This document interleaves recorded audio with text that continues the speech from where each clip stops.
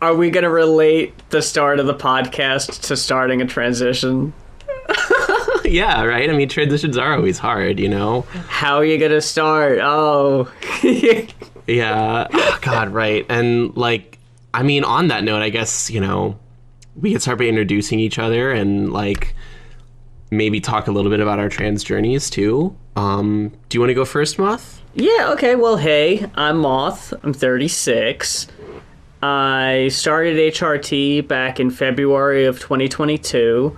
Kind of came out as non-binary a little after my girlfriend Nebula did. They'd helped kind of open my eyes to the whole thing of gender expression and something I never really thought about too deeply before that. I guess up to that point, slight fashion choices were really the only thing I was kind of messing with. The dreaded face app filter that comes up in conversation every so often reared its ugly head. The classic egg cracker. Yeah. It popped up in 2020, which again, 2020, that COVID quarantine, that was another giant egg cracking massive event. For me, playing Animal Crossing and dressing in what the game really didn't tell you what was for boys and what was for girls, so you could just wear whatever you wanted. That was a big kind of, oh, this is kind of cute. Let me put this on. And after the face filter, I posted a picture on my birthday in 2020, which is also non-binary people's day. So that just lined up perfectly.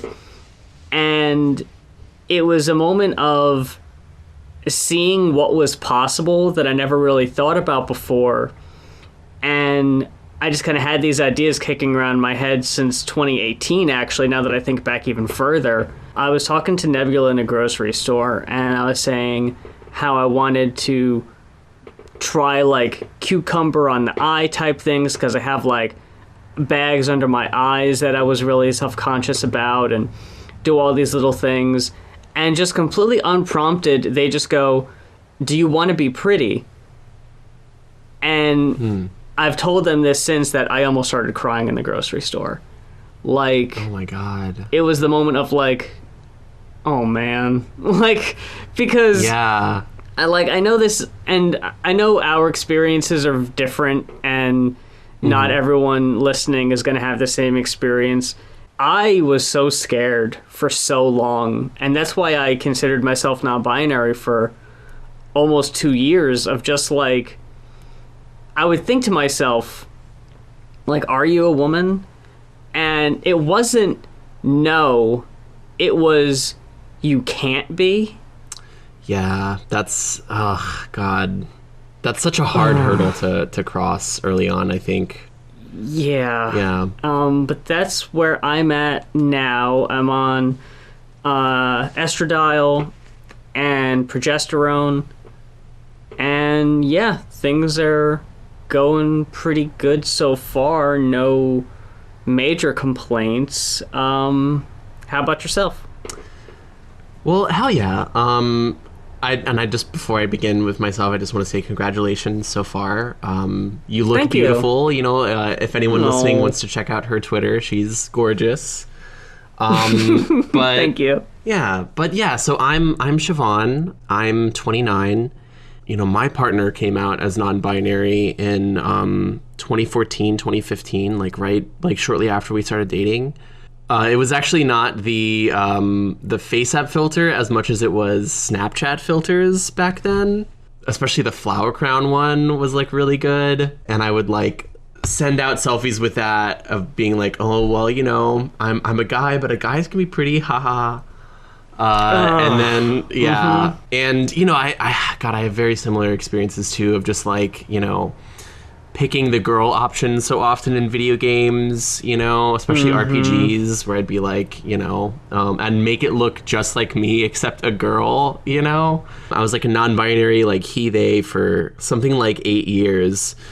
Oh my God. Yeah. And it was a long time where I was like I was always like so like fascinated with like trans women and trans feminine like culture, and I like followed a bunch of musicians and artists and people on Twitter and things like that. Also, I think a big part of my trans journey was getting to know a couple when my partner and I moved to Austin.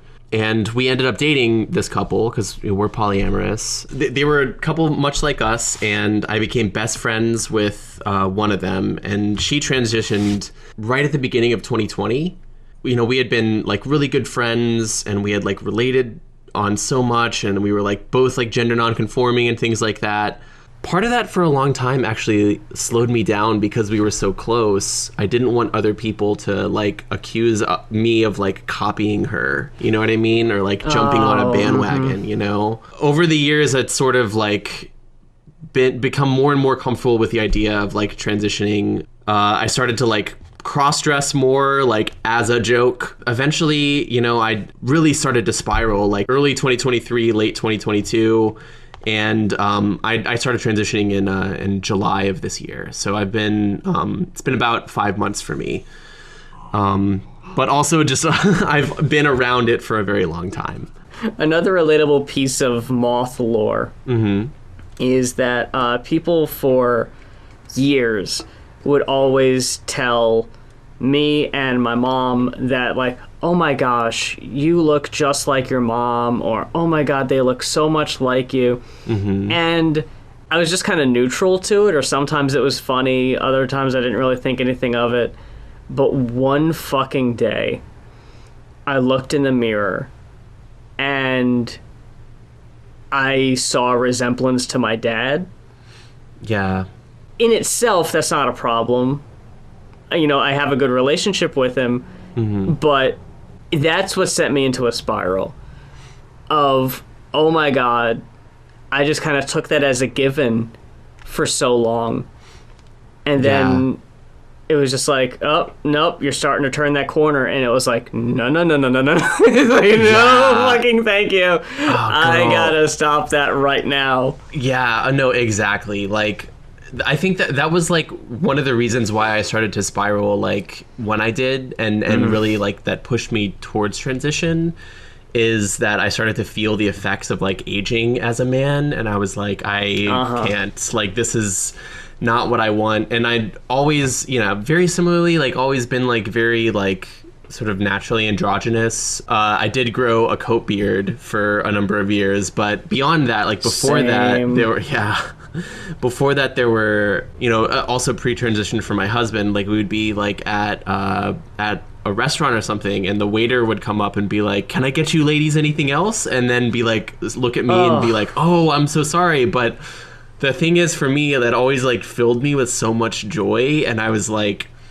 that really should have told me something, like I really should have thought about that longer. Several times, like I would get into certain creators where I'd be like, oh my god, I relate to this creator so much. Like, they're speaking right to me, I get all their jokes, and then they would transition.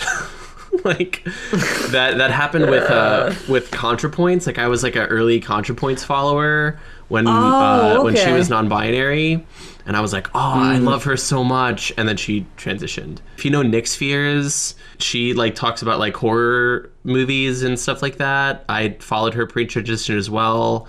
And then of course like Philosophy Tube was the most recent one where I was like, this keeps happening to me. Like, this is like this is meaningful, and I think I relate to these women for a reason, I hope people listening maybe we can be that person for them, you know what I mean? Yeah, I hope so.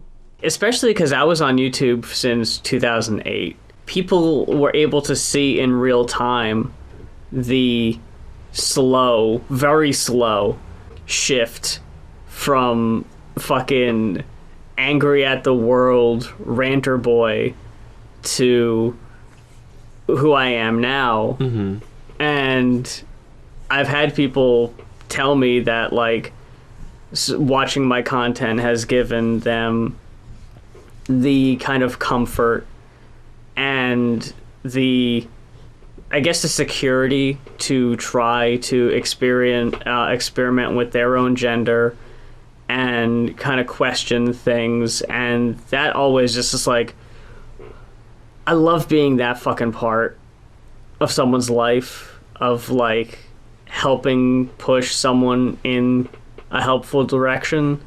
Yeah. And I love hearing that. That's like one of my favorite things from people who've luckily, and I can't believe that there are so many who have actually stuck around for this long, because Jesus, those early years were not great. But I mean, I've watched some of your stuff back in the day, as we have mentioned in other places, you know? That fucking mortifies me. I'm so like, oh God, no. No, it's like, okay. I mean, also, like, what happened with us was like, I started following you like after transitioning, and I was like, oh, this girl's so cool. And then I was like, wait a second. This is Muse. But yeah, I mean, it's like you've transformed, girl. You're like a very different person. But you know, the same person. And I think like that's worthwhile for people to see and know that like transition is a transformation in a lot of ways. Like, and it can be extremely, you know, you can look extremely different from like, you know, 1 year to the next. I have a hard time seeing it. Like, seeing myself every day, you know? Yeah. So for someone to be like, oh my God, I knew you for like a month and it didn't even click. Like, that to me is just like, oh shit, okay. Yeah, no, exactly. I guess this is a thing now. Yeah, and no, 100%. And like, also, I think that's what's cool about like transition timelines too. Like, you really like see the change that happens where you really miss it day to day. You know, you don't actually see it. So the timing of this episode is fun because it dates the episode, but it's off the heels of your longest stream to date. Very true. Yeah. So I just started streaming on Twitch. You know, if you're into that kind of thing, you can follow me at ethernethottie, all one word.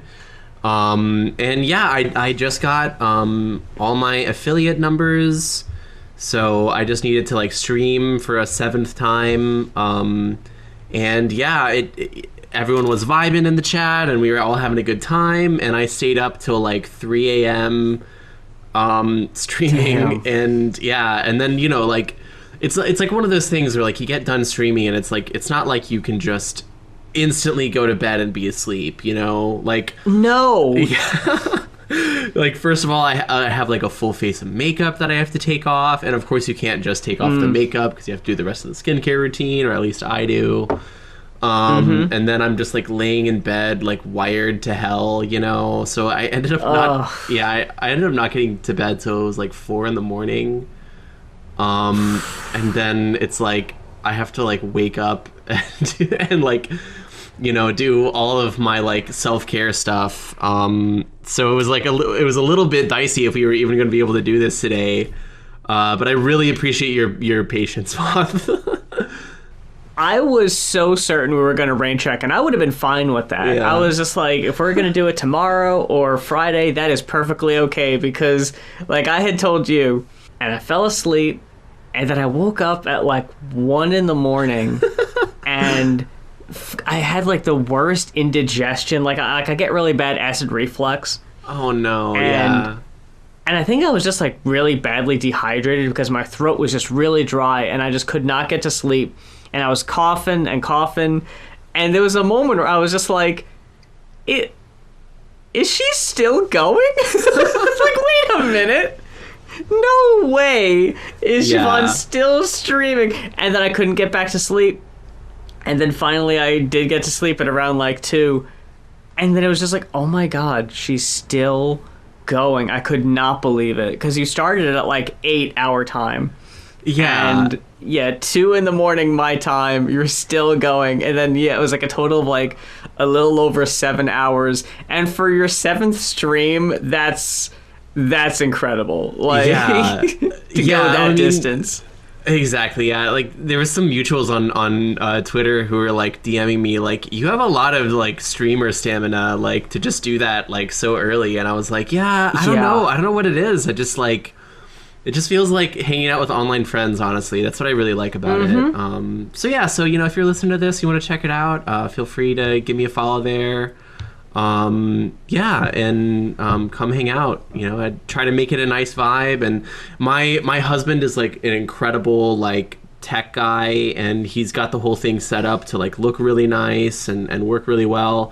I'm just cute. I don't really understand how anything works. I mean, fuck, like Moth had to help me set up like this whole thing to even like record for a podcast. But I cannot recommend your Twitch streams enough to folks, because you credit Charlie with the production and the setup. And while that is very true, and while he has put together a very attractive setup and the layout is very, very appealing, it looks great, you have this natural streamer energy that I was so amazed by. Just the energy of just play the game, reading comments, going with the comments, going back to the game. I can't tell that you're this new at it. Like, you're really good at it. Oh, well, Aw, thank you so much. Oh, God, I'm so bad at taking compliments, but thank you. That really means a lot to me. And yeah, hopefully, it'll grow and it'll be its own little thing, because, I'm an archaeologist by trade, which is very cool. But as you might imagine, it pays the bills, but just barely. So, having like a separate, income stream, maybe through streaming might be the way to go. We'll see. But anyway. Sure. And I really hope it does. I hope it takes off. Yeah. Thank you. Thank you so much. And maybe if another side thing of this podcast is it'll help us both, because I am not great at taking compliments either. I just become a fucking giggly mess. Oh my God. But another thing I thought is that it gives me an excuse to kind of voice train a little bit. Even right now, I'm doing it a little bit, but like it's more than normal. But I know I'm bound to slip in and out of it, like a movie you're watching, someone's doing like an accent, and the accent starts to slip, and you're like, yeah.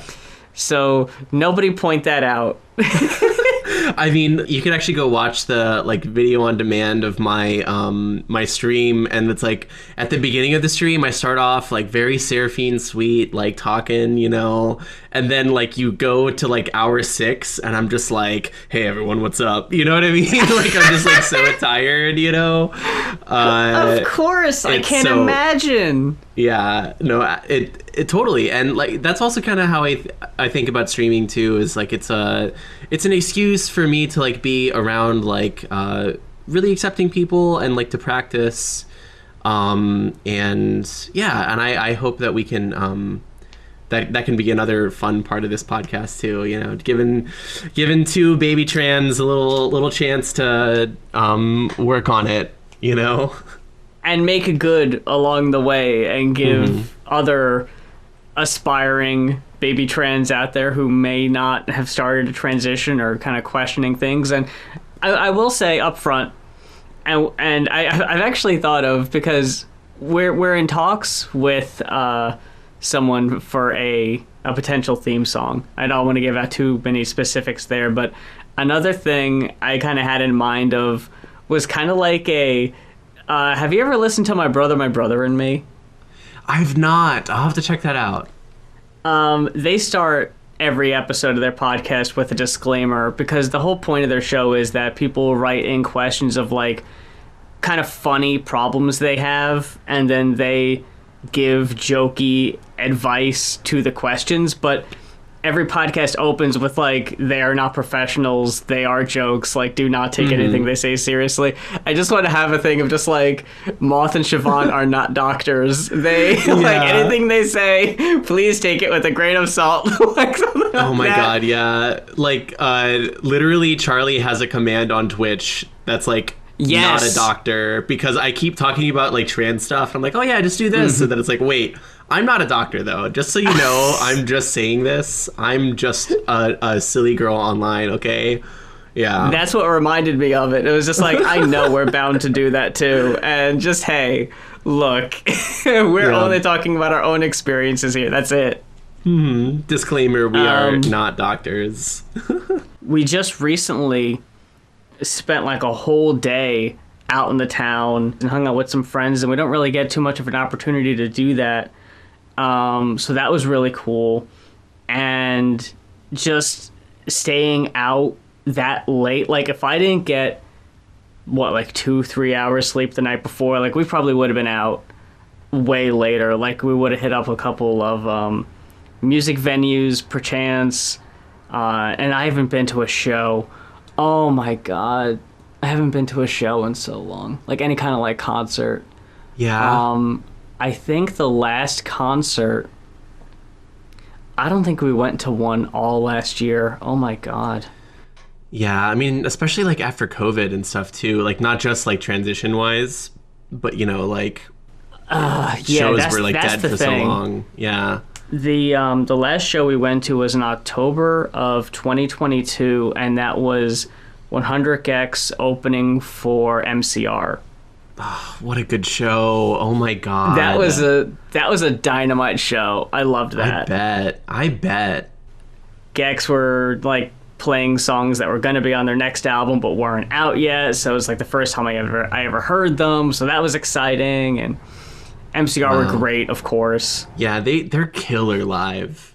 This last tour that they were on, I don't want to start the rumor mill again, but if they don't have a new album coming out after this, I'm going to be very surprised, because like between every song, Gerard would like get on this like harsh noise machine, and he would just lean on it for like a minute and just be like, y'all are gonna put out some really fucking weird shit, and I'm going to be so fucking here for it, and I'm gonna be screaming because I like some really weird shit. No, absolutely, yeah.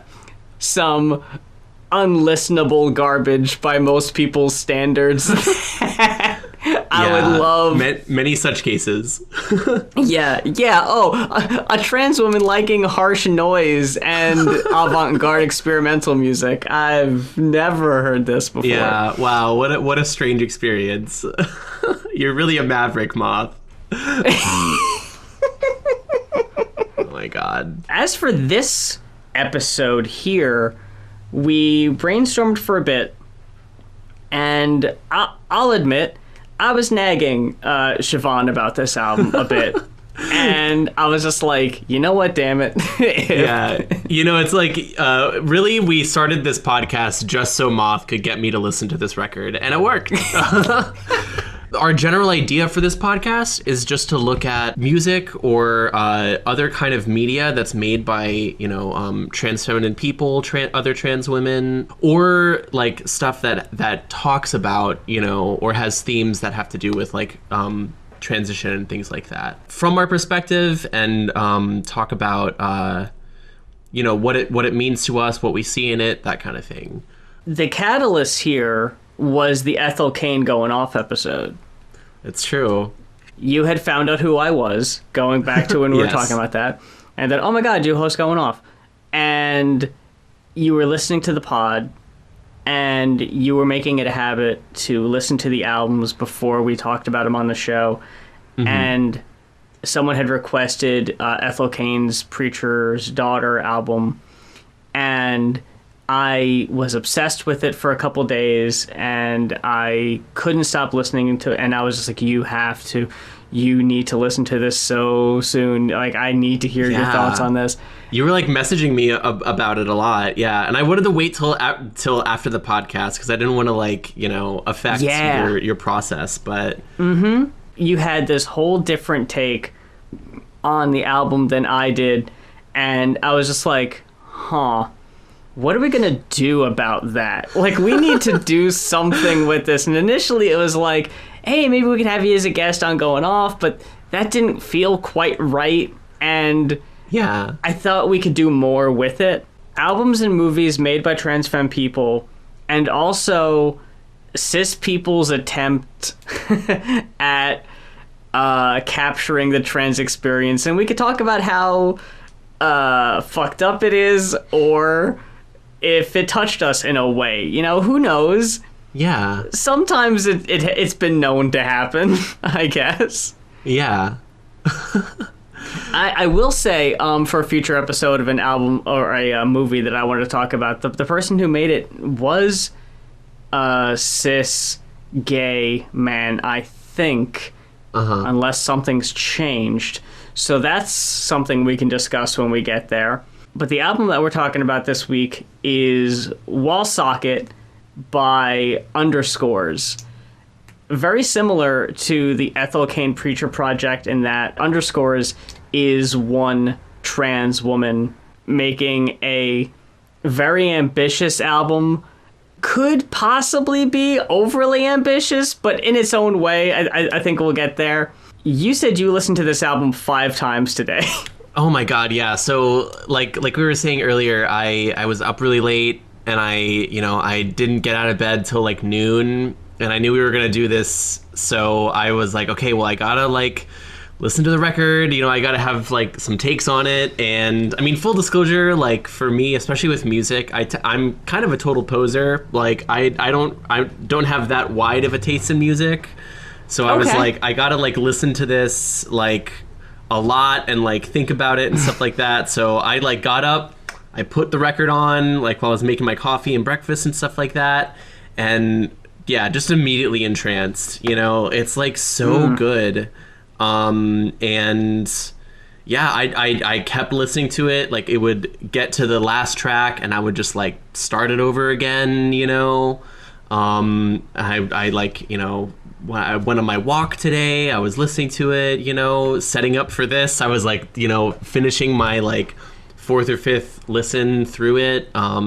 It's fantastic. Yeah, it's really, really entrancing. All the effort that they put into this album, I don't know if you've seen any of the material, but this is where I get to saying that, like, possibly overly ambitious, but in a way that I appreciate and love so much, that this album is part of a, what do they call it? Do you remember Marble Hornets back in the day? I do remember Marble Hornets. Oh my God, yeah. It's kind of like that, where the YouTube series was part of something bigger, like you could research it on your own. There's like a series of websites about this fictional city of Wallsocket. There's a fictional Moms of Wallsocket reporting on a bank robbery and how it's affecting the city. There's a website for Wallsocket Pizza. There's just a Wallsocket, Michigan homepage that like tells you all about this fictional city. Like all this shit. And the music videos are so fucking well done. And it's like, this just dropped last September and there's That's so insane. Much shit out about it already. Like, goddamn, so much shit went into this. I love it. Yeah, I mean, fuck, I feel like, I'm like underprepared to talk about this just because I don't know like everything else that surrounds this record. That's incredible. It doesn't really make or break the album, so to speak, because like just listening to the album is honestly enough. It's just seeing all the effort that went into it is awe-inspiring. Like, you did not have to do all this. Like, also just, I gotta say, incredible that like there's all this extra stuff that kind of stack on top of the record, but the record by itself is so incredible. Like I had a great experience with it without even knowing about any of this other stuff. So that's very interesting. It's interesting that you compared it to the Ethel Cain record, because it is very similar, but it's like a pop version, where it's like it's less like Southern Gothic and more like hyper pop or like pop punk, but even so, like I feel like I feel a little weird like ascribing those genres to the music, because like there's also this element that kind of goes through all of the songs where there's something about the sound that never really resolves in a way that's like comfortable, if that makes sense. Like, Yeah. it uses a lot of like, like pop hooks and like sensibilities and stuff like that. But then like, there's always this feeling of it being off somehow. And also I noticed too that like as like the album went like from top to bottom, it gets more and more kind of pared back and like downbeat, almost like a little like sadder, like for lack of a better term. My three favorite songs were the opening, Cops and Robbers. I really like Johnny, Johnny, Johnny. It's kind of dark, but I really love it. And then the last song, Good Luck Final Girl, is really beautiful as well. Yeah. Those, it's hard to argue about those being the best. I absolutely love Cops and Robbers as an intro. Another thing this album has in common with the Preacher's Daughter album is that the narrative is a little confusing. And if you don't like read up along with all the stuff to like really know what's happening, that like it's supposed to be about these three girls living in this fictional city of Michigan. I guess if I had a complaint, it's that like they don't take the time to do different voices for the characters, so you really don't know who's singing what song or who's dealing with what, so that's a little confusing. Yeah, like I didn't even really know it was a concept album until you were telling me about it, until I started reading up about it, because it seems so disparate, This bank robbery, like sending everybody in town into this like into a frenzy of like, was my money stolen? Like, what happened? So it's like the events happening to these three girls are just kind of happening in this greater experience that is like bigger than them. But again, it's not really important to enjoying the album to know that that's going on, because it's such a great album musically in its own right that it doesn't really matter.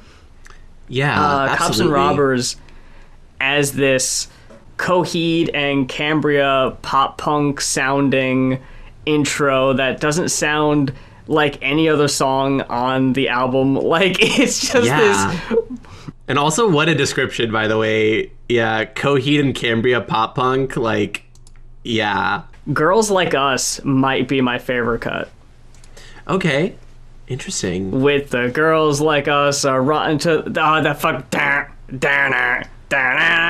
It's such a good riff. I fucking love that shit.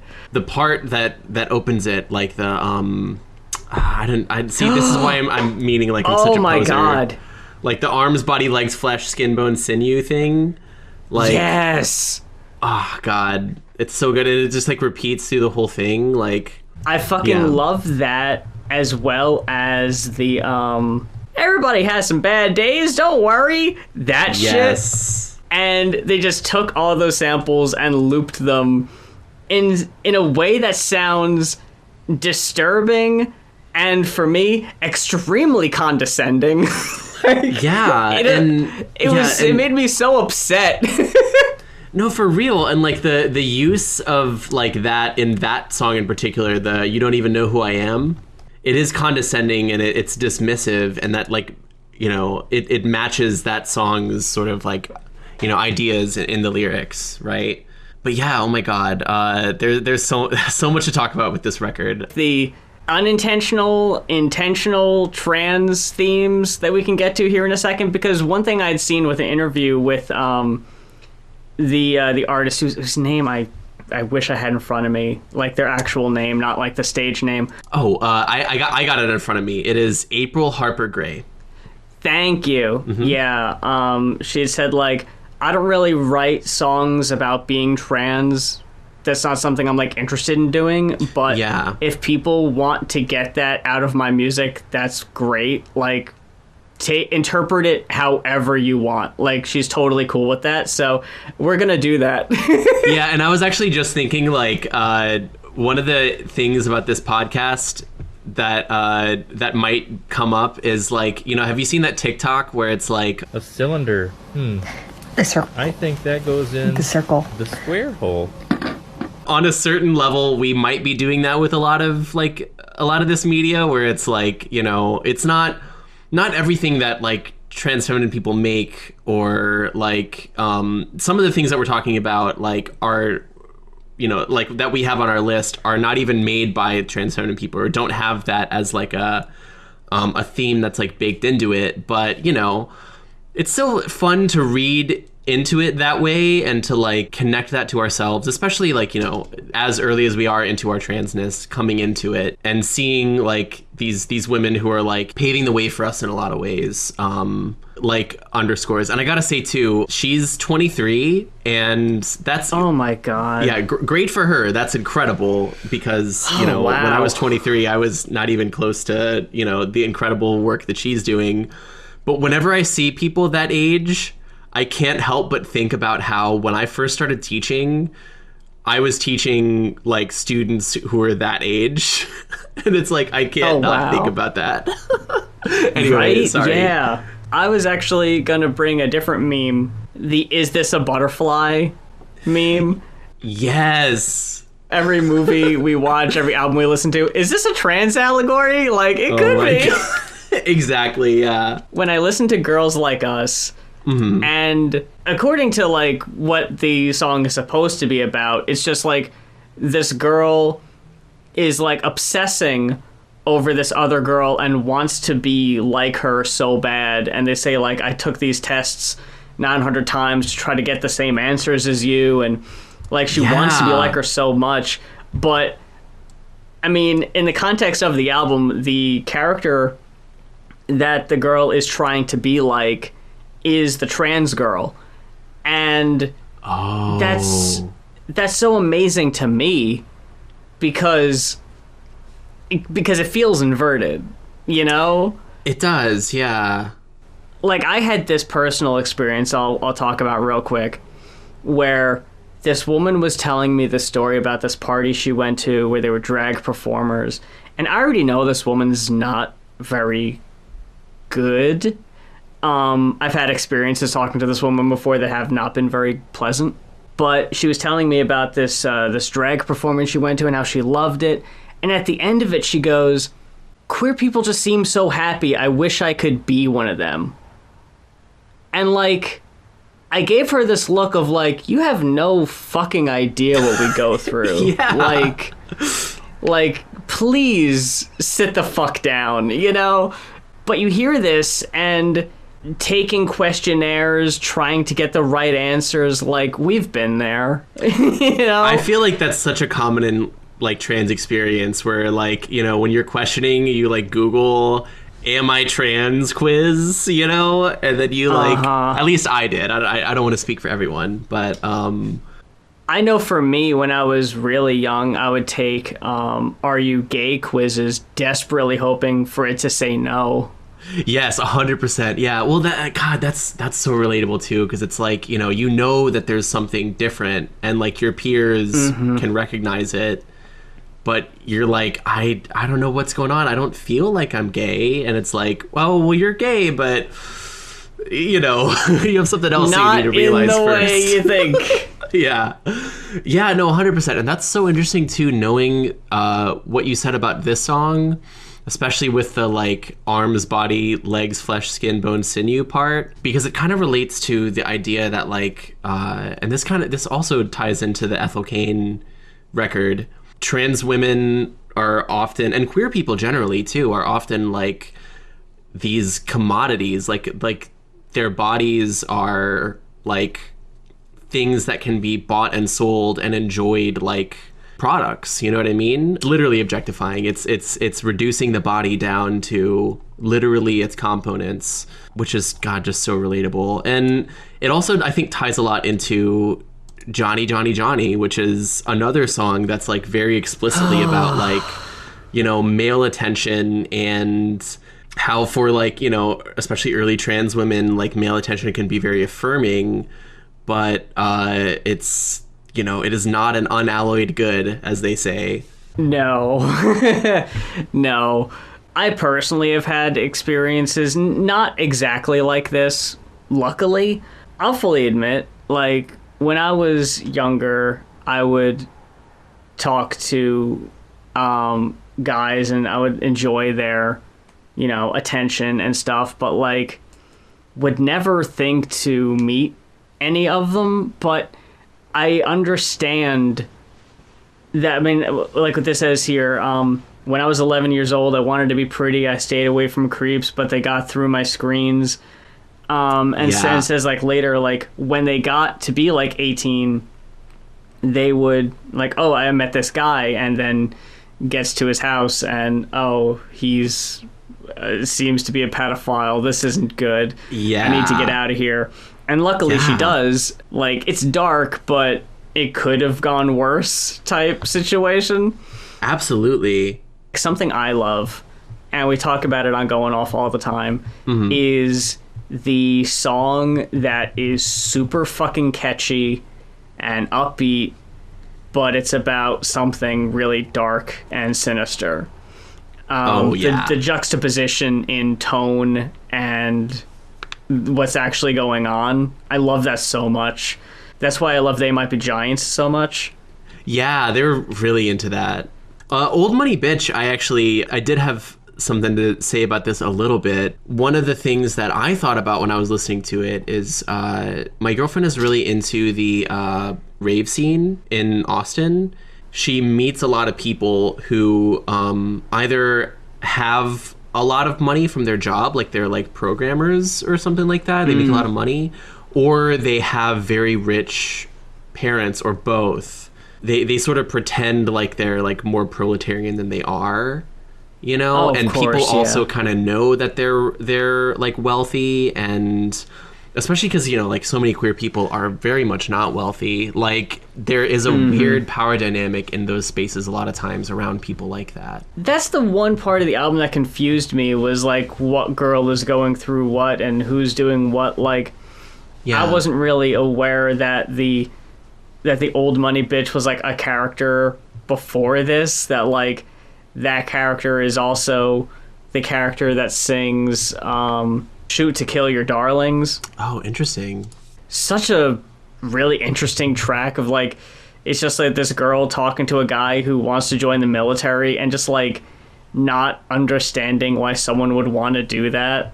And like it just ends repeating, I just don't want you to die. Like, ugh. For the song that's probably not about any part of the trans feminine experience, I think this would be it, because it seems to be more about like maybe American Empire, you know what I mean? Where, it's like the kid is like RTC kid, he's got a favorite war. We've all run into that kid. Yeah. And some of us may have been that kid too, I did have a favorite war for a while, but it more had to do with the history child than like I was really jingoistic and wanted to like join the military, but Right. I honestly, I was in the exact same boat. Again, like we've sort of related over being burnt out gifted kids in the past.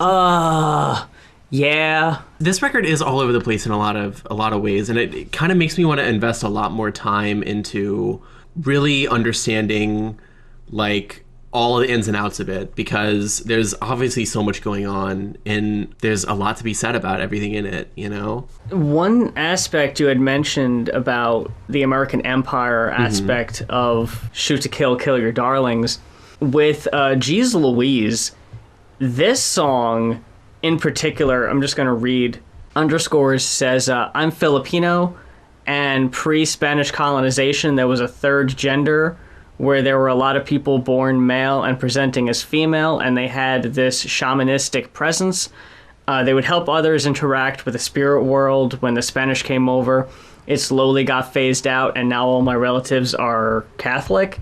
80 relatives in my life, each one of them a different flavor Catholic. People like us were among the divine until the cops arrived, but we don't have to talk about that. No, we don't have to talk about it. That it's is like, so... oh, God. Yeah. Like, this one in particular deals with that specifically. And Hen House, the featured artist is also Filipino, so they share that. My mother's tongue, she's aching for a shift, a familiar addition of sensibility. Must I pinpoint anything to kick up dust, let it settle in, adorn my skin in accidental patterns? I didn't know that underscores was Filipino, but that makes so much sense, especially because, you know, I mean, we were just talking about American Empire. I mean, the Philippines were an area where it was an explicit, like, U.S., like, colony, or not colony, but like an imperial holding, you know, in the late, like, 1800s, late 19th century. So yeah, I mean, that kind of brings that aspect of it to the fore in like a really like specific way. And also, yeah, I mean, God, the idea of like people like me were among the divine. Like we talk about that all the time, you know, like there's like that meme where it's like, you know, when a woman who would have been a revered temple priestess is forced to be like a barista or whatever, it's like, oh God. After that, there's only 2 tracks left here. Good Luck, Final Girl. But the fucking Good Luck pissed me off too. You know what I'm talking about? No, I don't. It's just that Good Luck. Oh yeah. That little sample, again, it's so condescending and pissed me off every fucking time I heard it. It was just like, shut up. Yeah. But it worked. Like, I'm sure that's why it's there. So it gets the job done. Exactly, and it's interesting too, because like all the samples seem to have that, or a lot of the samples seem to have that quality where like they're kind of intentionally like condescending and canned, you know, like it's just something that you like, that's just like said without meaning, you know, which I don't know, growing up in like a small town, that is so relatable, because like that's how people talk to each other so often, you know. Oh yeah, it's just the same scripted responses. Yeah, exactly. Like I don't actually want or care to help you, but I feel like this is the thing to say, so that's all you're gonna get. Yeah, exactly. And yeah, Good Luck Final Girl, I just like the idea of like the final girl, like in horror movies, you know, as this trope. It's typically like the virginal one, the one who like denies the flesh, right? And as a result, she's deemed to be worthy to like live. But in this, it's like, you know, the verse like, I'm postponing my suicide indefinitely. Just stuff like that, where, you know, it strikes me as being about, you know, that experience of like denying yourself, but then accepting it ultimately, and that's why it's kind of like the last song on the record. That's my take, at least. Oh yeah, I got the same vibe, especially following Uncanny Long Arms, which again I didn't really know until you're like reading along with it, but like the character is having this surgery where they're having their arms shortened. Oh my God, yeah. How choppy it gets by the end. And like the singing kind of sounds like it's kind of like coming in and out of a dream. In just a couple seconds of breathing in and out, I was exiled from the heavens and flung towards the ground. Like the character dies and then like is revived and brought back, and like then we get the like I'm postponing my suicide indefinitely. Like I had this near death experience and now like I was deeply depressed, but I got a fucking taste of it and I want to live now. Like, ugh. Wow. Jesus. It hits so hard. Especially because, like, how that last verse, it dips down, like, all the fucking, like, music and sound dips out from the first 2 verses, and you're just left with the singing, and, like, almost kind of sounds like a radio is on in the background. Like, I don't know. The production on everything, I mean...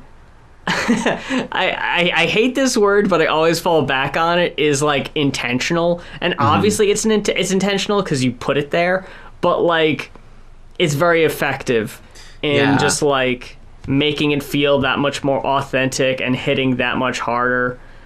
It's such a good fucking album. Yeah, absolutely.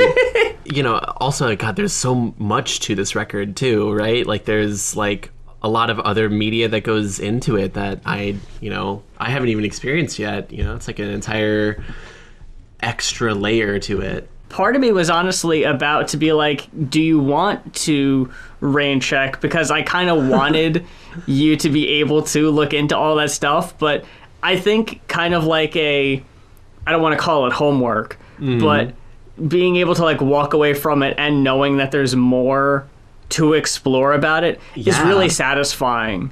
Of like, yeah, I've heard this album 5 times, but I don't know everything about it. Like, there's more to explore about it. That's great. It's fucking, what's that called? Post Game Plus? Yeah, it's like exactly. DLC to the album. DLC for the record, of course. I love that. Oh my god. Well, thank you for walking me through it a little bit, and I'm glad we got a chance to talk about like some of the like lines and the songs that really stood out to us.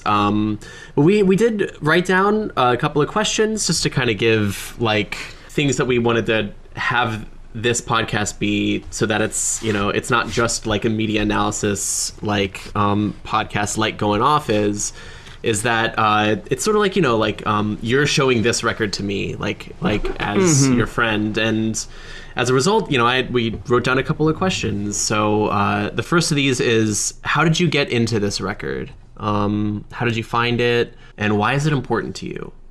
I do remember now, the first track I heard off this album was on a hyperpop playlist. It was Johnny Johnny Johnny was the first song I heard. Wow. And yeah, right? Like, oh, okay. Yeah. It did honestly bring me back to like my early, maybe misguided, like chat room discussions, trying to explore my sexuality and gender.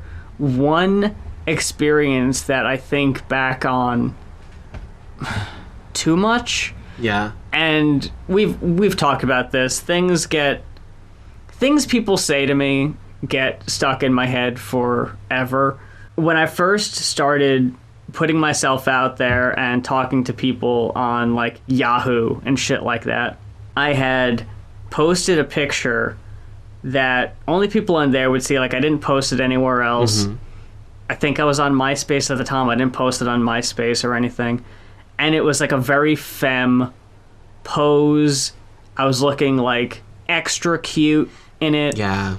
And this guy responded and was like, don't fucking do that. I know that's an exaggeration. I know you're lying. I know you're not as feminine as you're presenting. Oh my god. And that stuck in my head and caused such internal queer phobia for a while. Yeah. Of like, almost like a critique of feminine gay people as being embarrassing, because I was told it was embarrassing. Yeah. So that fucked me up for a long time, and that was something I had to unpack and unlearn, because it was really unfortunate. Yeah. Because it's such a dark song, it's stuck in my head. Like, dark songs will always do that to me. And okay, and we can cut this part out if you don't want to talk about it, but one of the things that this made me think about with regards to like you and like some of the things that like I've seen you experience that we've talked about was like, like Christian XXX hitting you up. Yeah. Like, yeah, talk about like, first of all, a real piece of shit, right? Yeah. We don't have to talk about it anymore. But I do have things to say about it. Where, like, I mean, we can if you want. I'm fine talking about it. Okay. Especially like this idea that this like chaser, like it's very, very explicitly a chaser in this song. Like, yes. What's the line? I wore that dress he chose for me, and I met him at his apartment. Like, that's chaser behavior. Johnny's not taking you out on a date. You're at his apartment, you're eating McDonald's, and it's all his fantasy. You know what I mean? Johnny always wants me wearing heels, so I do. Exactly. Like, yeah, and this shitty porn producer guy like hit you up, and it's not like you are. It's not like there's an 11-year age gap, though there might be. Because I don't know how old he is. It's very likely, Yeah. actually. Yeah. I wouldn't doubt it. Still, like, he intentionally is hitting up people that are early in their transition because it's like, he can have a lot of control and he can, have a lot of power over those situations. And it's just like very chasery and gross, you know what I mean? And I gotta say, that's one of the reasons, like, I think that was before we really started talking when I saw that whole thing go down with you, where I was like, damn, this Moth girl is like, she's for real and she's a badass, You're just like fucking roasting this guy, reading him for the filth he is, And that's something that it did come up like for me in my mind when I was like listening to this, of just like, talk about like one of the kings of the chasers. He calls himself, the greatest chaser in the world. Like, if you're gonna say that. Chasers are unfortunately part of the trans experience. Like, I haven't talked about it because like I try to keep a lot of my online presence very positive, but same. My DMs are full of like dudes like with their cocks out. You know what I mean? And it's just like I can tell it's just they think of me as a fetish object and nothing else, And occasionally like there was that guy who kept hitting up my NGL or whatever. Sometimes I'll snap back just because I think it's funny.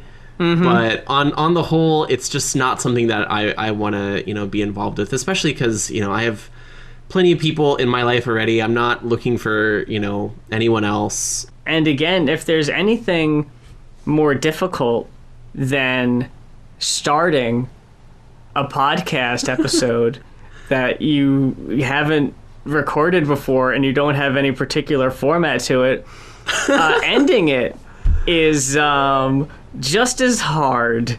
So I guess 100%. We can awkwardly just kind of plug our stuff real quick.